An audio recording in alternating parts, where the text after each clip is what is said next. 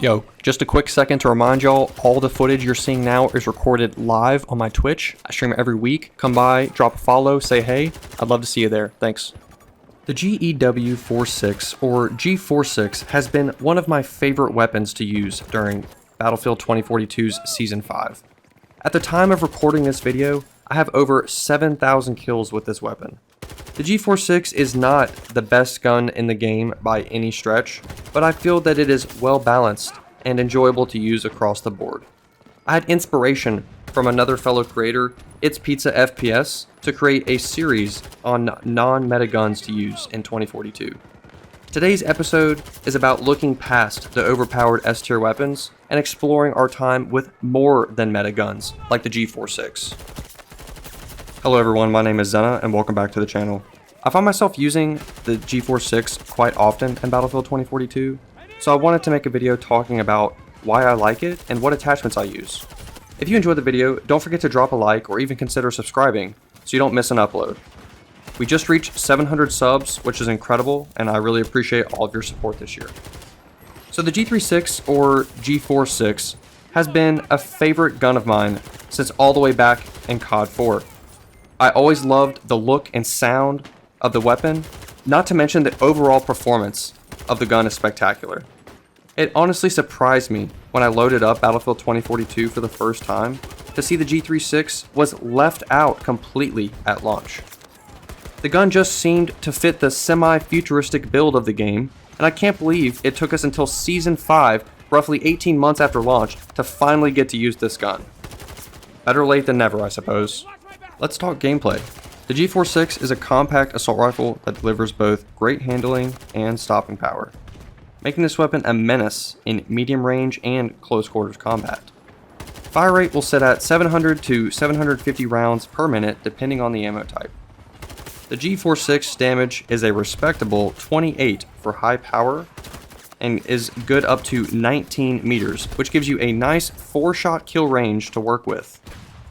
From here, the damage will go down slightly to 22 damage, which goes all the way out to 149 meters, which I think is very impressive. Most of your engagements are nowhere near 149 meter range, but it's nice that the high power ammo carries good damage across the board. I'll go into more ammo details once I make it to the loadout section. One of my best tips with the G-46 is to play around your reload.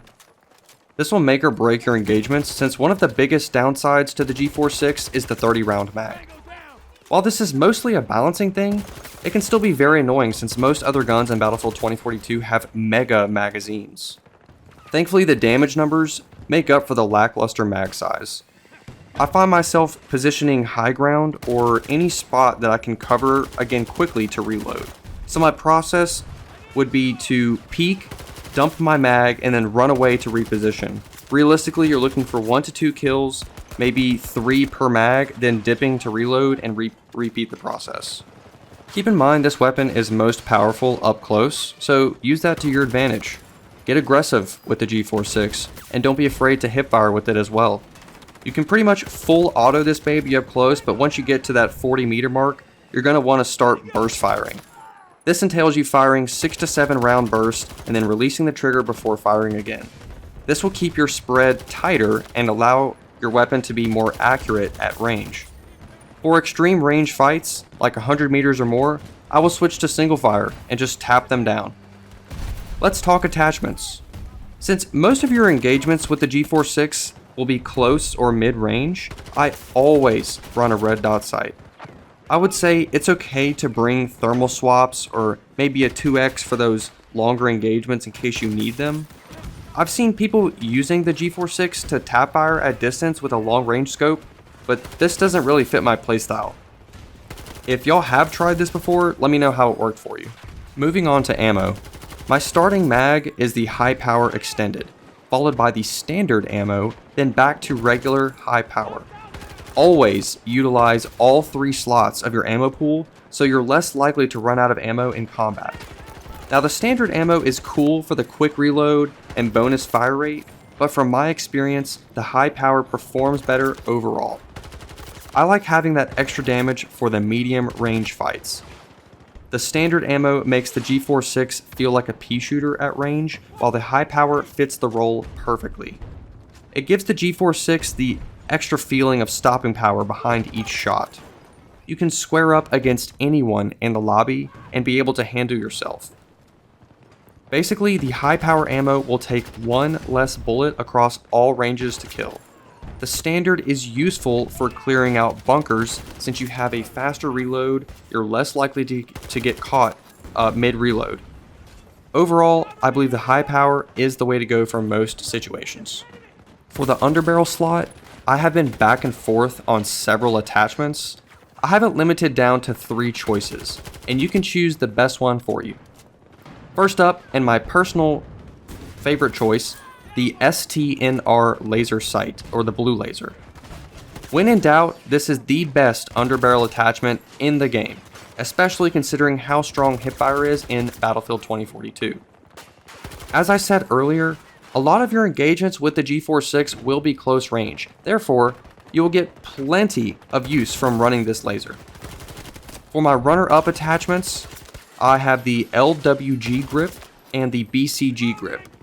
Both of these will give you better accuracy while aiming down sights, but the LWG is better for more active players who strafe or move around a lot while shooting. I find all 3 of these underbarrel options to be viable, so just find the one that works best for you. Lastly, the barrel slot. From my experience, you can never go wrong with the factory barrel. A nice, balanced setup with no extremes or negatives. I also run the wrap suppressor as a swap in the plus menu in case I hit a nice flank. I have played around with the tactical compensator, and with the recent spread changes, this is never a bad option either, as long as the recoil doesn't bother you. The STNR laser often pairs well with this barrel since it reduces recoil control. But if you are struggling with recoil on this weapon, I found the RCOM muzzle brake to be a nice barrel to help with this. I think overall, the factory barrel suits the G46 the best, so this is the barrel I choose to run most of the time. That's all I have for y'all today. If you made it this far, you're a legend, and I greatly appreciate you watching. I want to continue this mini-series of off-meta weapons, so let me know what gun y'all want to see next. If you're looking for live gameplay, I stream every week on Twitch. I will have all my socials in the description. Thank you again for watching, and I will see you next time.